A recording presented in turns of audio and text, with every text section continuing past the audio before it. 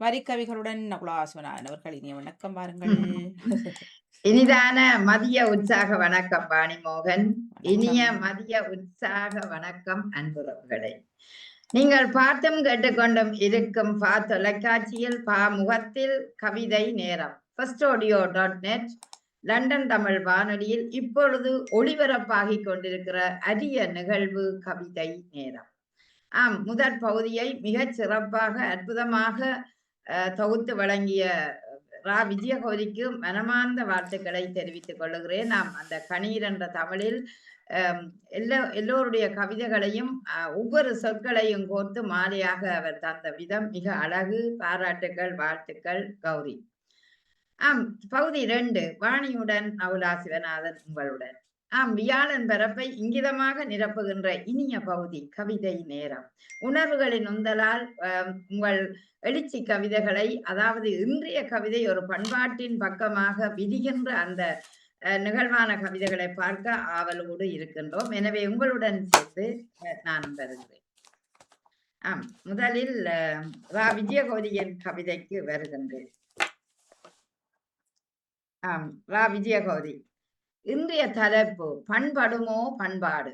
அதை பற்றி ஒரு வரை சொல்லணும் போல் இருக்கிறது. அதாவது எப்போதுமே பண்பாட்டோட வாழ்ந்த இனம் எங்கள் பழந்தமிழர் என்று சொல்லுவாங்க. தமிழினம் பண்பாட்டோட வாழ்ந்த நாங்கள். அதனால்தான் பாட அறிந்து ஒழுகுதல் பண்பாடு என்றோம். எப்படி என்று பார்த்தோம்னா, ஒரு நிலத்தை நாங்கள் அந்த பயிர் வைக்க முதல் உழுகிறோம். அப்ப உழும்போது அதை கிண்டி பண்படுத்தித்தான் அதை பயிர் வைக்கிறோம். அப்படி வைக்கிற பயிர் தான் நிலைத்து நிற்கும். அதுபோலத்தான் எங்களோட பண்பாடும் ஆழ ஊடுருவி ஆழ உழுது பழந்தமிழர்கள் நல்ல விடயங்களை எங்களுக்கு காட்டி தந்தார்கள். இன்று அந்த பண்பாடு காற்றி போகிறதோ என்ற ஒரு கவலைக்குரிய நிகழ்வாக இருக்கின்றது. ஆகவே அருமையான அந்த தலைப்பை தந்த விஜயகௌரி. பண்படுமோ பண்பாடு. நிச்சயமாக பண்படத்தான வேணும் பண்பாடு என்ற ஒரு நிலத்தை போல மனமும் இருக்கணும். ஆனால் எப்படித்தான் ஆடி அடங்குற வாழ்க்கை என்றாலும் எங்கேயோ ஒரு இடத்தை நாங்க பண்பாட்டோட போக வேண்டிய தேவை இருக்கிறது. ஆனா அதுதான் கொஞ்சம் கஷ்டமா இருக்குது புலம்பெயர்ந்த சூழலில்.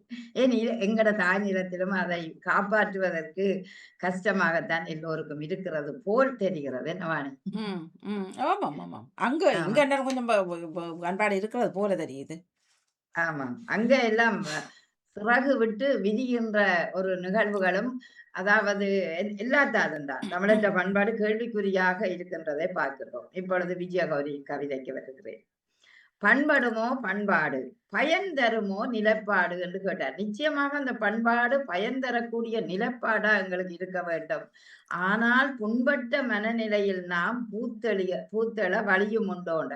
இன்றைக்கு ஏன் புண்பட்ட மனநிலையிலண்டா என்ன பொறுத்தளவில எங்களோட தாய் நிலத்துல நான் இன்றைக்கு இப்படி சீரழிந்த நிலைக்கு காரணம் சரியான கட்டமைப்புகள் இல்ல, சரியான ஒழுக்க நெறிகளை போதிக்கிறவர்கள் இல்ல, சரியான ஒரு ஆன்மீக வழியில் நெறிமுறைகளை காட்டுவதில்லை, நல்ல பிரசங்கங்கள் இல்லை. இவையெல்லாம் இல்லாத காரணத்தினால் இன்றைக்கு அதை சிந்திக்கக்கூடிய மனநிலையில் எளியவர்கள் இல்லை. அதாவது அவர்களுக்கு அந்த வழிகாட்டல் தவறாக இருக்கிறதோன்ற ஒரு எண்ணப்பாடு எனக்கு எழுகிறது. ஏனென்றா வாணி, இந்திய நாட்டை எடுத்தோம்டா எத்தனையோ கதாபிரசங்கங்கள், எத்தனையோ பட்டிமன்றங்கள், எத்தனையோ விழிப்புணர்வூட்டு நிகழ்வுகள் எல்லாம் அந்த மோட்டிவேஷன் ஸ்பீச், அதாவது தன் முனைப்பூட்டும் பேச்சுக்கள் எல்லாம் இருக்குது. ஆனா எங்கட நாட்டில ஒன்றுமே இல்லை. தனியா பாடசாலைக்கு போறார்கள், வாரார்கள், அல்லது பல்கலைக்கழகத்துக்கு போறார்கள். அதுவும் வன்முறை அங்கேயும் இருக்கு. அவ்வளவுதான். அப்ப முந்தி எங்கட ஐயா நல்லூரில கதாபிரசங்கம் வாங்கோ நல்ல இதாண்டு கூட்டிக்கொண்டு போவார். எனக்கு இன்றைக்கு ஞாபகம் அந்த மணல்ல இருந்து அந்த தென்றல் காற்றில இருந்து இரவு வேளையில் அது ஒரு 7 மணி 6 மணி அந்த பிரசங்கங்களை கேட்டு அந்த காது இவ்வளவு இனிமையாக எங்களோட வாழ்க்கை நெறிமுறைகளை கொண்டு சென்றோம். எங்க வந்தாலும் எந்த சூழல் மாறினாலும் நாங்க மாற மாட்டோம். அந்த சூழல்லையே இருக்கக்கூடிய ஒரு வாழ்க்கைய நாங்கள் கற்றுக் கொடுத்துக்கிறோம். அடுத்த சந்ததிக்கும் எங்களோட சேர்த்து கற்றுக் கொடுத்துக்கிறோம் என்றால், அப்ப அந்த நிலை இன்றைக்கு இல்லாமல் இருக்கிறது. அதைத்தான் இனி வர்ற எதிர்கால ஆசிரியர்கள் சரி, அங்க சமய பணிகள் செய்கிறவர் சரி, சமூக பணிகள் செய்கிறவர் சரி கொண்டர வேண்டும் என்றது எனக்கு ஒரு அவாவாக இதை கட்டாயம் யாழ்ப்பாணத்துல வீச வேணும் என்ற ஒரு மனநிலை எனக்கு இருக்கிறது. அப்படி இருந்தாலும் கொஞ்சம் திருந்தக்கூடிய வாய்ப்பு இல்லாட்டி எல்லாம் இதுதான். அப்படி பார்க்க இவருடைய அருமையாக அந்த 2 வரியும் எனக்கு பிடித்திருக்கிறது. பயன் தருமோ நிலப்பாடு, புண்படு போம் மனநிலையில் இருந்தாலும் பூத்தெழ வழியும் உண்டோ? நிச்சயமாக பூத்தெழ வழி இருக்கிறது, முயற்சி செய்தால் மட்டும். அந்த பண்பட்ட மனங்களிலே இவர் பல்லாயிரம் சிந்தனைகளை செப்பி வடித்த படிமுறைகள் இன்று சீர்குலைந்தது. பாத்தீங்களா? வெறும் அழகாக சொல்றாரு. எங்களோட பாரம்பரியமாக கட்டிக்காத்த நிலத்தை எடுத்துக்கொண்ட பாருங்கள் வாணி. ம். 4 வகை நிலங்களை அவர்கள் சொன்னார்கள். குறிஞ்சி, முல்லை, மருதம், நெய்தல். அங்கு வந்து ஒவ்வொரு பூக்களை வைத்துத்தான் அந்த நிலங்களை வகுத்தார்கள். மலையும் மலை சார்ந்த நிலத்திலும் குறிஞ்சி பூத்தது அழகாகவே. அதுபோல ஆம், காடும் காடு சார்ந்த இடத்தில் முல்லை பூத்ததுண்டு. அந்த முல்லை நிலத்துக்குரிய பிடிதல், உணர்தல் அதுகள் எல்லாவற்றையும் கொண்டு வந்த எங்கட தமிழர் வந்து அந்த படிமுறைகளை செப்பி வைத்த படிமுறைகள் இன்றைக்கு இல்லாமல் சீர்குலைந்ததோ என்ற ஒரு கேள்வியை அவர் கேட்டிருக்கிறார். அறிவுக்கும் அனுபவத்திரட்டுக்கும் சூழ்நிலைக்கும் சூழல் வளநிலைக்கும் ஏற்றபடி மாற்றி எழும் சீரற்ற காலநிலை போல் அல்லவோ வாழ்வு. ஆம், இன்றைக்கு அறிவும் அனுபவமும் உங்களுக்கு தேவை என்றால் பெரியோர்களை, சான்றோர்களை, ஆன்றோர்களை மதித்த ஒரு தமிழர் நாங்கள். ஏனென்றால் அவர்களுடைய அறிவை, அனுபவத்தை நாங்கள் கேட்டு வளர்ந்த நாங்கள். அந்த சூழலின் சூழ்நிலைக்கு ஏற்றபடி நாங்கள் வாழக்கூடிய வளநிலைகளையும் கொண்ட நாங்கள். ஆனால் அப்படி ஏற்றபடி வாழக்கூடிய நிலையில் இன்று சீரற்ற காலநிலை போல் இந்த சின்னாபின்னமாகுதோ இந்த பாரம்பரியம் என்று கேட்க வேணும் போல் இருக்கிறது. அதாவது பாரம்பரியம், பண்பாடு அப்படி போலதான் சீரற்ற வாழ்வு போலதான் இன்றைய வாழ்க்கை இருக்கிறது. அதாவது காலநிலை எப்படி சீரற்று இருக்கிறதோ அது போலத்தான் நாங்களும் மாறிக்கொண்டு இருக்கிறோம் என்ற ஒரு கேள்வி எங்களுக்குள்ள இருக்கிறது. இதை எப்படி யார் எழுதி இவர் பாடுகளை சீர் செய்து செப்பனிட்டா உண்மையிலேயே யார் யார் இந்த பண்பாடுகளை பற்றி நாங்கள் எழுதி கொண்டிருக்கிறோமோ அதை யார் கேட்கிறார்கள், அதன்படி யார் ஒழுகிறார்கள் என்ற கேள்வி இருக்கிறது. அதை அவர் அழகாக சொன்னார். வாழ்தலில் பொருள் எழுதி வழிகாட்டி மீண்டெழுத. நிச்சயமாக இதுக்கு உயிர்கொடு நாங்கள் எல்லாம் ஒரு பேன முனைகளை உயர்த்த வேணும் போல எனக்கு இருக்கிறது. ஏனென்றால் அந்த பண்பாட்டு விழுமியங்களை மறவாது அடுத்த சந்ததிக்கு ஏதோ எழுத்துக்கள் மூலமாகவும் அங்கு கொடுக்க வேணும் போல அந்த நிலை உருவாகுது. வழிகாட்டி மீண்டெழுத வழியும் உண்டோ? பண்படுமோ பண்பாடு. நிச்சயமாக மீண்டு எழக்கூடிய வாய்ப்பு இருக்கிறது. அதை நாங்கள் முயற்சி செய்தால் மட்டும், முனைப்போடு அதில் ஈடுபட்டால் மட்டும் முடியும் என்று நினைக்கிறோம். ஆனா ஒருவர் இல்லை, எல்லோரும் சேர்ந்து அந்த அதாவது எங்கட தமிழ் மரபு காக்கின்ற அத்தனை பேருமே இணைஞ்சு செயற்பட்டால் இதுக்கு ஒரு வழி கிடைக்கும் என்று நினைக்கிறேன். ஆனா இது கலியுகம் என்று சொல்லுகிறார்கள். இந்த காலம் சில காலங்கள் தாண்டி செல்லும் போதுதான் சிலவற்றை உணரக்கூடிய வாய்ப்பு இருக்கும். அப்படியான நேரத்துல சில நேரம் இந்த பண்பாடு பயன்தரும் பண்பாடாக அமையும் என்று நான் கட்டியங்கோதுகிறேன். நிச்சயம். ஏனென்றால் எங்கட நம்பிக்கைகளை நாங்கள் விடக்கூடாது. கட்டி வைத்த நம்பிக்கைகள் தான் காலங்காலமாக போற்றப்படுகின்றது. ஆகவே நாங்கள் இந்த பண்பாடோட போற்றி வாழுவோம் என்ற ஒரு நம்பிக்கையை உங்களுக்கு தருகிறேன். மிக அருமையான ஒரு கவிதை. அதை பேசக்கூடிய வாய்ப்பாக நீங்கள் அந்த சீரற்ற பண்பாடற்ற காலநிலை போல் அந்த வாழ்வை நினைக்க வைத்த கவிதைக்கு சிறப்பு வாழ்த்துக்கள் கௌரி. நன்றி. தொடர்ந்து மறக்காமல் யாரு தங்கசாமி தவக்குமார் அவர்களது வரியின் பக்கமாக நீங்க வாசிக்கிறீங்களா வாணி? அதுக்கு இல்லையே. இல்ல எனக்கு போட்டிருக்கிறார். நம் தாரன் தங்கசாமி தவக்குமார் அவர்கள். தனித்துவ பார்வை தனி நிகர் மகுடம் நம்மினம் காவும் பண்பாடே கிரீடம் அதுவே நம் இனம் மூத்த இனம் முதல் மொழி வரம். தனித்துவ பார்வை தனி நிகர் மகுடம் நம் இனம் காவும் பண்பாடே கிரீடம் அதுவே நம் இனம் மூத்த இனம் முதல் மொழி வரம். மாற்றம் ஒன்றே மாறாமல் வந்திடும் பண்படும் மனதினில் அவை வடிநிலை கண்டிடும். மாற்றம் ஒன்றே மாறாமல் வந்திடும் பண்படும் மனதினில் அவை வடிநிலை கண்டிடும். ஓடுகின்ற உலகுடன் இணைந்த ஓட்டமே அறிவு பண்பாடும் கலாச்சாரமும் இணைவதே வலிமை. ஓடுகின்ற உலகுடன் இணைந்த ஓட்டமே அறிவு பண்பாடும் கலாச்சாரமும் இணைவதே வலிமை. மாற்றான் தேசமெங்கும் தமிழன் மகிழ்வாக சுட்டுகின்றான். வானவில்லாய் எண்ணங்கள் தனித்தனியாய் சுகம் தேடி பரிமாற்றம் தொலைக்கின்றான்.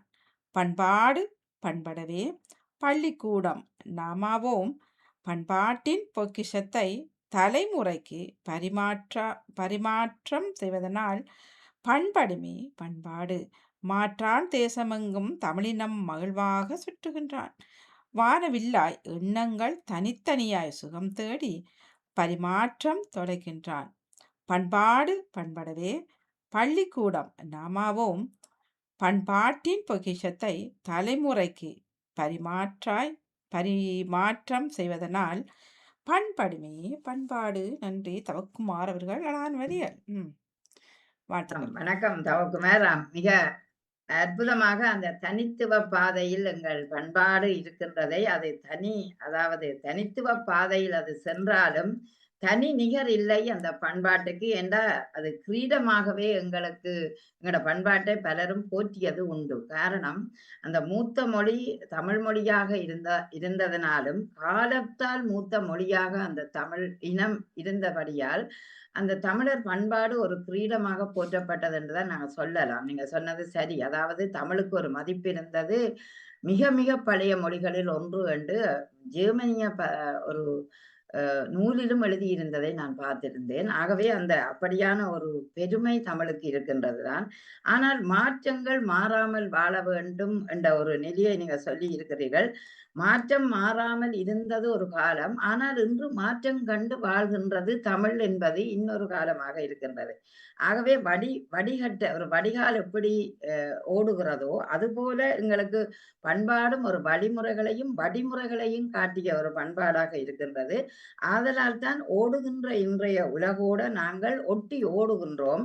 ஆனா அது பண்பாட்டோட ஓடுகின்றோம் என்றுதான் நினைக்கின்றோம். சில நேரம் அந்த பண்பாடு திசை திருப்பப்படுவதையும் நாங்கள் பார்க்கின்றோம். ஆனாலும் உங்களோட எண்ணம் நான் வரவேற்கிறேன். வானவில்லின் வண்ணம் எப்படி இருக்கும்? அது மாறாது. ஏனென்றால் அதுபோலத்தான் எங்கட பண்பாடும் மாறாத ஒன்றாக இருக்கின்றது. ஏனென்றால் நாகரிகம் மாறும், ஆனா பண்பாடு மாறாது. பண்பாடு அகத்தே பிறந்தது, நாகரிகம் புறத்தே பிறந்தது. அவை அப்படியான ஒரு பண்பாடு பள்ளிக்கூட மாணவர்களுக்கோ அல்லது பள்ளிக்கூடம் தன்னில் தான் அழியாது தோற்றம் பெற வேண்டும் என்பது உங்களோட கருத்தாக இருக்கின்றது. மாற்றான் தேசத்திலே மகிழ்வாக நாங்கள் ஓடினாலும் மரபு வழி எங்களுடைய பண்பாட்டையும் நாங்கள் மாறாமல் காத்து கொண்டோம் என்றால் எங்களோட அடுத்த இனமும் மாறாமல் கட்டி காக்கும் என்பது உண்மையான ஒன்று. ஆனால் நீங்கள் வடிவாக சொன்னீங்கள், மாற்றான் தேசத்தில் அங்க மகிழ்ச்சியாக நாங்கள் சுற்றினாலும் மாண்போட எங்கள் கலாச்சாரத்தையும் பண்பாடையும் போற்றி காக்க வேண்டும் என்பது உங்களோட ஒரு கட்டியமாக இருக்கின்றது. நிச்சயம் அது தோற்றம் பெறும், அழியாது. ஆனா குறையும் என்றுதான் நினைக்கிறோமே ஒழிய நிச்சயமா அழியாது. உப்பு அழிஞ்சிருக்கும். இல்ல அழியாது, ஆனால் இன்னும் குறையும். அழியாது. அது என்ன அழியும்? தமிழ் அழியும் என்ற அதென்ன ஒரு மொழி அழியும்? எங்கேயோ ஒருத்தர் இருந்தானே அது வருகின்றது பண்பாடு. அந்த குறையும் என்றதுக்கு வாணி, அதாவது அந்த குறியேக்க தான் நாங்கள் ஒரு காலத்துல பல்லவர் ஆட்சி காலம் வந்தது. இந்த பல்லவர் ஆட்சி காலத்துல எல்லாமே குறைஞ்சு போச்சு. எங்களோட சமயங்கள், தமிழ் மொழியெல்லாம்.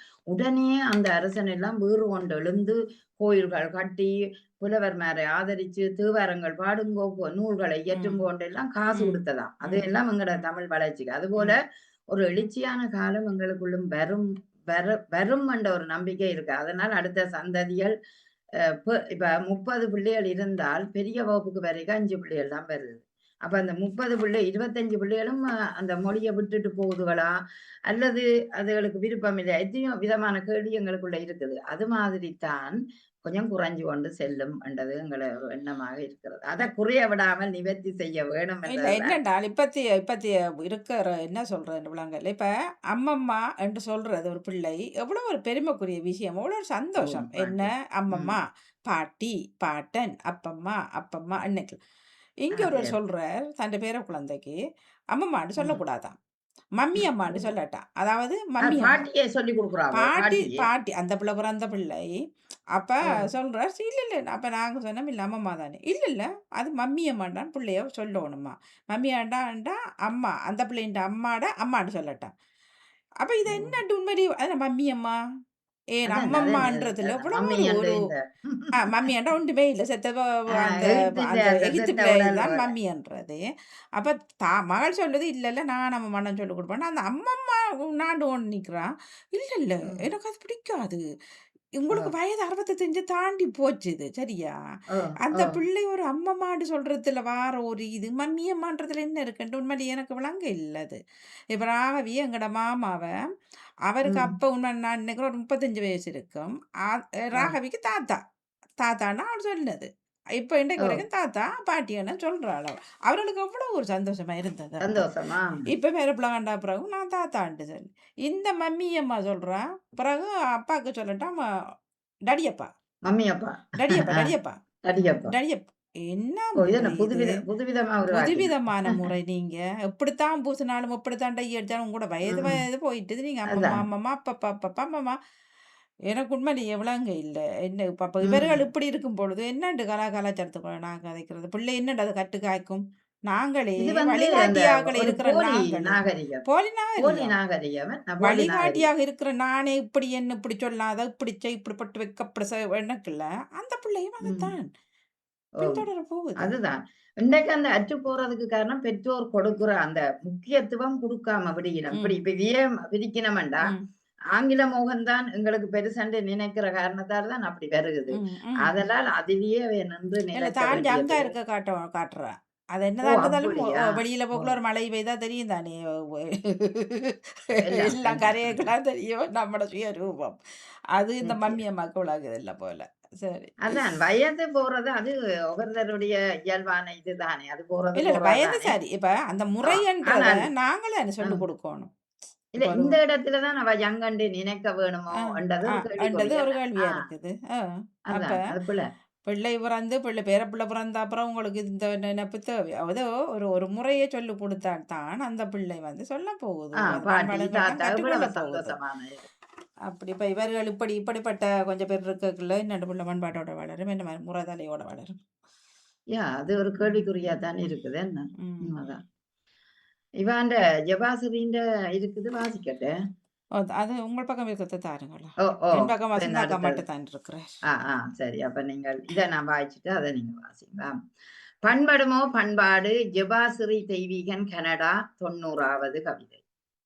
அன்பென அறிவென் அன்பே அறமென முன்னோர் முன்பே முழுவதும் வழிநடந்த அன்பே அறமென முன்னோர் முன்பே முழுவதும் வழிநடந்த என்பேன் எம்மினத்தின் அவலமிதை இன்பம் இனிவரும் காலம் ஒப்போ என்பேன் எம்மினத்தின் அவலமிதை இன்பம் இனிவரும் காலம் எப்போது தொழில்நுட்ப உலகில் தொலைந்து நாம் என்று தொழிலற்று திரிவது சரிதானோ தொழில்நுட்ப உலகில் தொலைந்து நாம் என்று தொழிலற்று திரிவது சரிதானோ தொலைபேசி இலவசம் என்பதாலோ எம் உறவுகளை தொலைத்து விட்டோம் வெகு தூரம் தொலைபேசி இலவசம் என்பதாலோ எம் உறவுகளை தொலைத்து விட்டோம் வெகு தூரம் கலாச்சார உடை அணிந்து கலவரம் செய்வது நீதி அல்ல பிறர் வழி கண்டு உருகும் கண்ணீரில் அறம் நிலைக்குமானால் பண்படுமே பண்பாடு கலாசார உடை அணிந்து விட்டு கலவரம் செய்வது நீதி அல்ல பிறர் வழி கண்டு உருகும் கண்ணீரில் அறம் நிலைக்குமானால் பண்படுமே பண்படுமோ பண்பாடு என்று வருவன் நினைக்கிறேன் அறம் நிலைக்குமானால் பண்படுமே பண்பாடு என்று அழகாக சொல்லி இருக்கிறாராம் மிகச் சிறப்பு ஜபாசுரி தெய்வீகன் அழகான ஓட்டம் கவிதை அன்பெனவே அறமெனவே முன்னோர் முன்பே மொழிவதும் வழி நடந்தார் அதான் முன்பே முழுவதுமாக வழி நடந்தவர்கள் அன்பும் இல்ல அறமும் அவர் என்ன சொல்றாருன்னா, இப்ப ஆஹ், நாங்க நிறை கேள்விக்குறியோட அது நிக்குது. ஆனா அவர் அடிச்சு சொல்றார் பண்படுமே. பண்படுமே அது ஏன் அது கேள்வியோட நிக்கிறீங்கன்றது தான் அந்த வசனங்கள். ம். ஆமா, ஆமா, ஆமா. புரிந்து கொண்டது. ம். அவர் அன்பு அறம் என்று எம் முன்னோர்கள் முழுவதும் வழிநடந்த அந்த வாழ்க்கை இன்றைக்கு எம்மினத்தின் அவலமதை இனிவரும் காலம் அது உணர்த்துமோ இனிவரும் காலம் அப்போ அந்த அன்பு அறம் என்ற வாழ்க்கை இனி வருமோ என்று கேட்கிறேன் இந்த தொழில்நுட்ப உலகில் தொலைந்துதான் நாம் நிற்கின்றோம் ஏனால் தொழிலற்று திரிவது சரிதானோ அது தொழில் இல்லாமலும் எல்லோருமே இருக்கிறது எல்லோரும் என்று இல்லாமல் சிலர் தொழிலற்று இருப்பதும் அதுவும் பிழைதான் அப்படி இருக்கிறதும் இருக்கிறது தான் ஆனால் இலவசமான தொலைபேசி வந்ததாலோ உறவுகள் தொலைத்து விட்டோம் வெகு தூரம். எங்கட ஆட்களை எல்லாம் நாங்கள் வெகு தூரத்தில தொலைத்து விட்டோம். ஏனென்றால் தொலைபேசி இலவசமா வந்ததால நிறைய கதைகள் எல்லாம் கதைக்கக்கூடிய நிலையில இருந்தாலும், ஆனா இன்றைக்கு எல்லாரையும் தூரத்தில விட்டு விட்டோமோ என்ற ஒரு கேள்வி இருக்கிறது. இந்த கலாச்சார உடை அணிந்து கலவரம் செய்வது மட்டும் நீதி அல்ல. நாங்கள் கலாச்சார உடையில சண்டை பிடிக்கிறோம், எல்லாம் செய்கிறோம்ன்றது. அது இல்ல. பிறருடைய வலியைக் கண்டு அவருடைய கண்ணீரில் நாங்களும் பங்கு கொண்டு அந்த அறநிலைக்கு அவர்களோட இணைந்து அந்த கருணையோ அல்லது அந்த மனிதநேய பண்பு உங்களுக்கு இருக்குமானால், அங்கதான் இந்த பண்படும் ப பண்பாடு என்று அவர் சொல்லுகிறார். அதாவது அறம் நிலைக்கிற இடத்தில் தான் பண்பாடும் நிலைத்திருக்கும் என்பது உறுதிதான்.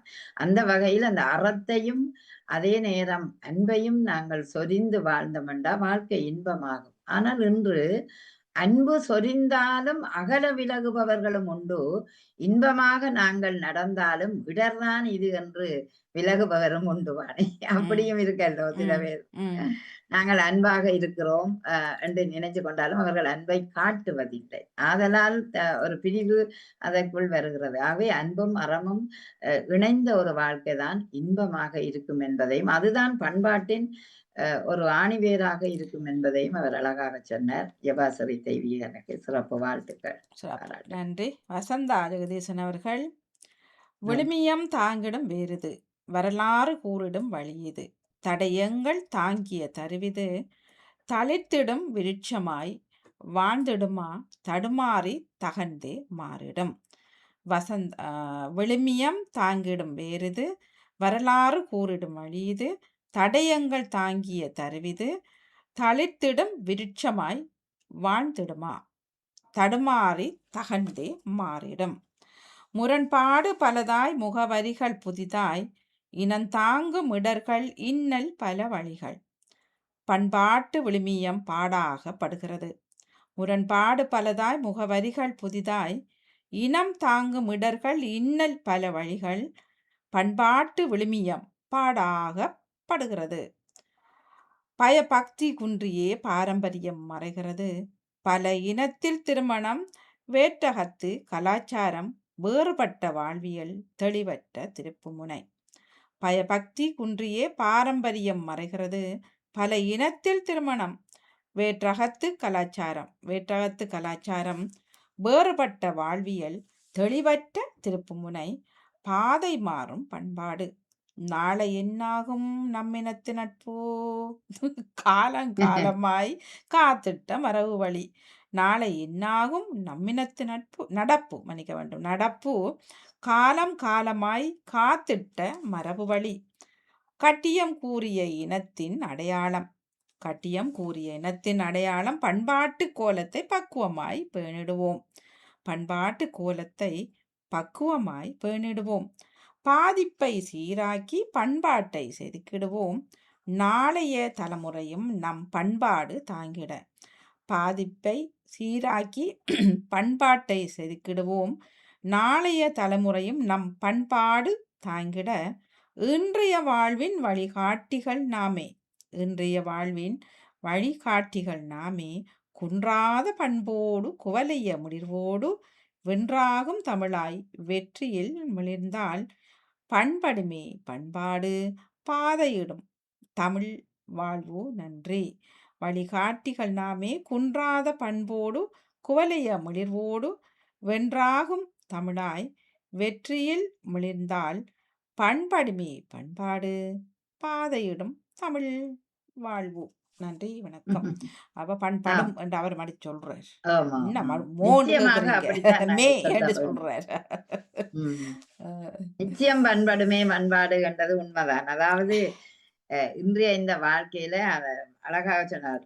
குன்றாத பண்பாடும் வென்று அது மேம்பட வேண்டிய தேவையும் உம் அந்த பண்படுமே பண்பாடு என்று முடித்திருக்கிறார். நிச்சயமாக அந்த பண்பாடு அப்படித்தான் பெற வேணும் என்பது எங்களுடைய எண்ணமாகவும் இருக்கின்றது. அந்த பண்பாடு வாழ்க்கைக்குள்ள நாங்கள் ஒரு விழுமியங்கள் எங்களோட பழக்க வழக்கங்கள் போன்றவற்றை தாங்குகின்ற ஒரு வேராகத்தான் எங்களோட பண்பாடு இருந்தது. என்றால் ஒவ்வொரு இனத்துக்கும் ஒரு பண்பாடு இருக்குது.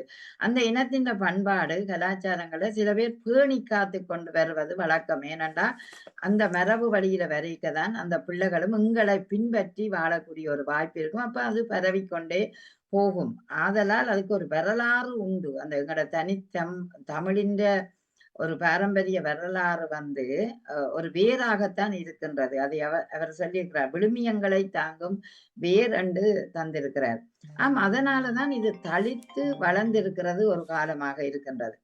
முரண்பாடு தனியாக இருந்தாலும், முகவரிகள் புதிதாக இருந்தாலும், பண்பாட்டு விழுமியங்கள் இன்று பாடாகப்படுத்துகின்றதையும் நாங்கள் பார்க்கின்றோம். ஏனென்றால் சரியாக அவர்கள் கைக்கொள்ளாமல் நவீனத்தை அதற்குள் புகுத்துகிற ஒரு திருமண வீடு என்றாலும் அதுக்கு நவீனத்தை கொண்டு வந்து புகுத்தினோம்.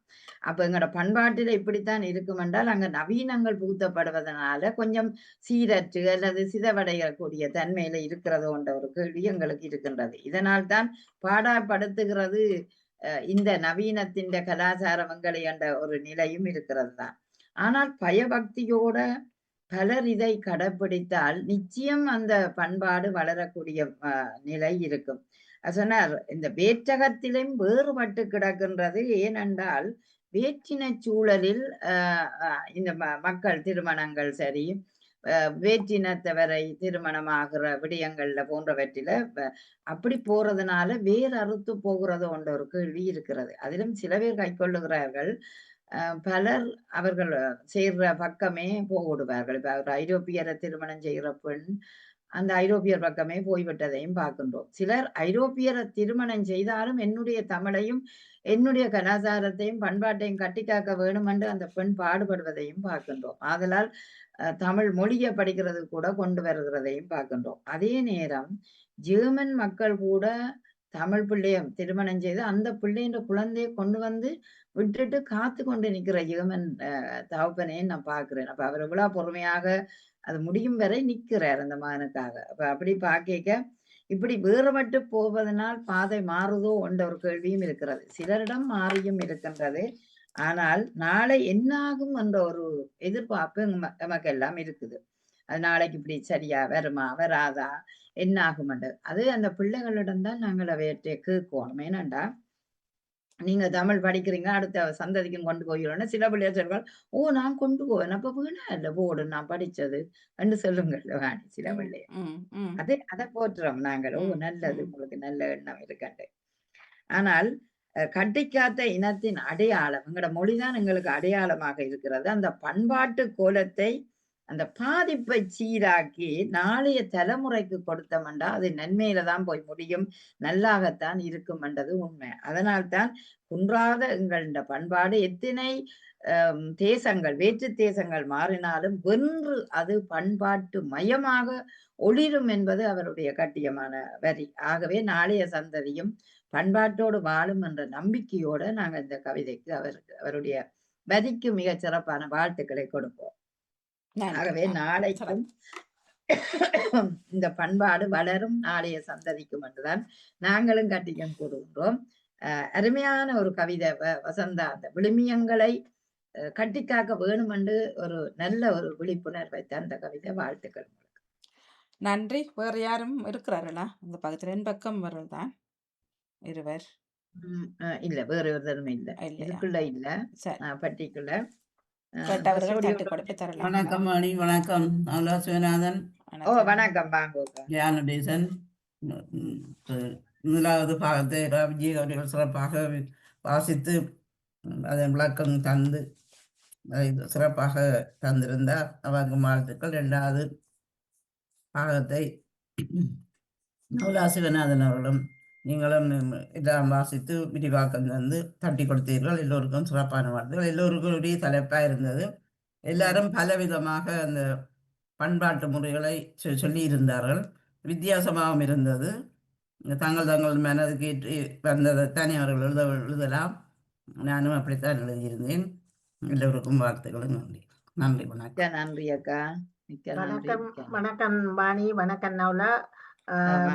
முதல் பகுதியை அழகாக தட்டி கொடுத்து அளவுரை செய்த விஜயகௌரி அவர்களுக்கும், இரண்டாவது எழுத்து கவிதைகளை அழகாக தட்டி கொடுத்த உங்களுக்கும், எனக்கு சில கவிதைகள் கேட்க முடியாமல் போய்விட்டது. உங்களுக்கும் மிக சிறப்பான வாழ்த்துக்களும் பாராட்டுகளும். கொஞ்சம் பிஸியா இருக்கிறதால சிலதை கேட்க முடியல. ஆனா உங்களுக்கு மிக மீண்டும் சிறப்பான நன்றியும் பாராட்டும். தொழில்நுட்பத்தில் உதவி புரிந்த வாணி, காலையிலிருந்து இதுவரைக்கும் இருந்த உங்களுக்கு மிக்க மிக்க நன்றி வாணி. நன்றி, மிக்க நன்றி அக்கா. நன்றி சொல்லுங்க. நன்றி மிக்க நன்றி வணக்கம். செல்வி நித்யானந்தன். உங்கள் அனைவருக்கும் உண்மையிலேயே மகிழ்ச்சி நீங்களும் தட்டி தந்து இந்த நிகழ்ச்சியை பாராட்டியதுக்கு. வாணியும் மிகச் சிறப்பாக என்னுடன் இணைந்து கவிதைகளை வாசித்து உற்சாகமூட்டியதற்கு வாழ்த்துக்கள்.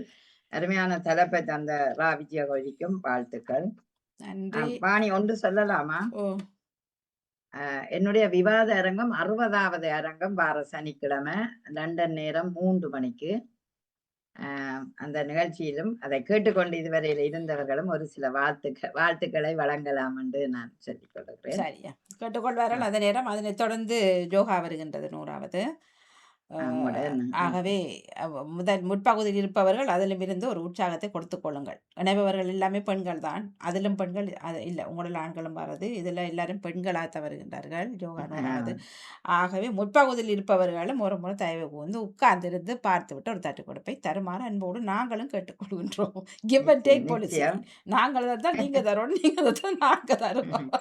இல்ல நிச்சயம் நிச்சயம் அது சரி. ஆனால் தட்டி கொடுப்பு என்பது எல்லோருக்கும் அவசியம் தானே. சரி, நன்றி. இல்ல இந்த முழு நேரமும் அதுல இருக்கிறதான் கொஞ்சம் கடினமா இருக்கும். ஏன்னா பாடசாலை அதால நிச்சயம் உங்களோட நேரம் 6 மணி. உங்களோட நேரம் 6 மணி தான் எங்களோட நிகழ்ச்சி ஆரம்பம். அதான் என்னுடைய நிகழ்ச்சி முடியத்தானே. அதான் சொல்றோம். அப்ப இல்ல பாடசாலை 6 மணி அப்புறம் பாடசாலை இல்ல இல்ல முன்னுக்கு காலையில பாடசாலைக்கு போய் எங்களை நாங்க சொல்றோம். ஓம் வாணி 3:30க்கு வந்து என்னுடைய நிகழ்ச்சி முடிச்சு அப்புறம் உங்களோட நிகழ்ச்சிக்கு ஃபுல்லா இருக்கலான்னு சொல்றேன். ஆனா ஃபுல்லா இருக்காதீங்க, பாருங்க, பார்த்துட்டு நான் கேட்டேன் பாப்பேன். எனக்கு இந்த நிகழ்ச்சிய விருப்பம். நான் இணைகிற நேரங்கள்ல கஷ்டமா இருக்கிறத வழியா நல்ல இதை சொல்லி தராதானே. சரி, நன்றி. வணக்கம். ஓடி வந்திருக்கிறா. சரி சொல்லுவாங்க. வணக்கம். புள்ளி புள்ளி சட்டை பொட்டு வச்ச முகமும் நானும் கவிதைகள் கேட்டுக்கொண்டுதான் ஆரம்பத்தில் கேட்க முடியாமல் இருந்தது. எல்லா கவிதைகளும் சிறப்பாக பிறகு கேட்டது அத்தனை பண்பாடை பற்றி பலவிதமாக பேசிக்கொண்டிருந்தோம். சிறப்பு பண்பாடு தான் எல்லா இடத்துலையும் பண்பாடு உண்டு. மனிதனுக்கு ஒரு பண்பாடு இருக்கணும். என்ன அவன் எந்த இடத்துல இருந்தாலும் எந்த மதமாக இருந்தாலும் எந்த விதமாக இருந்தாலும் ஒரு பண்பாடு காத்து வாழ்ந்தால் நாடும் வீடும் நிலங்கலமா இருக்கும்னு சொல்லி வாழ்த்திக்கொண்டு முதல் பகுதியும் 2வது பகுதி தகவலை நீங்கள் அழகாக தட்டி கொடுத்திருந்தீர்கள். என்னுடைய கவிதையும் வசந்தாட கவிதை மிகவும் சிறப்பாக இருந்தது. ஜபாசதியின் நல்லா இருந்தது. இருந்தது. கந்தசாமியும் ஒரு வித்தியாசமா தவக்குமார் அவர்கள் அவருடைய கவிதையும் அவர் பண்பாட்டை விட மாட்டார். என்ன அவர் இப்பவும் பிள்ளைகளுக்கு கட்டி காத்து கொண்டு வரவர் என்றபடியா உண்மையிலேயே அந்த நல்ல வித்தியாசமா எழுதியிருந்தார். அவர் எல்லா கவிதையும் சிறப்பா இருந்தது. ஈஸ்வரன் தான் வந்திருக்கிறீங்க, உங்களோட கவிதையும் அழகாக அவர் கவிதை தட்டி கொடுத்திருந்தா சிறப்பாக இருந்தது. ஏன்னா ரெஸ்டாரண்ட்ல பச்சரிசி சோறும் பால்ச்சொதியும் தான் இருக்குன்னு சொல்லி ரெஸ்டாரண்ட் எங்க இருக்குன்னு சொல்லுங்க. இங்கேயும் வந்து எல்லாரும் பச்சரிசி சோறு தான் விரும்பினா. பச்சரிசி சோறும் பால்ச்சொதியும் நல்லா தான் இருந்தது. இல்ல வெளிநாடுகளிலும் பச்சை அரிசியை தான் விரும்புதல். குத்தரிசி பெருசா விருப்பம் இல்ல. வீடுகள்ல பார்த்தா பிள்ளைகள் என்ன இல்ல பசுமதி அரிசி போடும் பசுமதி பொன்னி அரிசி அதுதான் சாப்பிடுறாங்க. நம்மள கருத்து அரிசிகள் விருப்பம் இல்லை. எங்களுக்கே பெருசா விருப்பம் இல்லை கருப்பு அரிசி இப்ப சாப்பிடுறதுக்கு.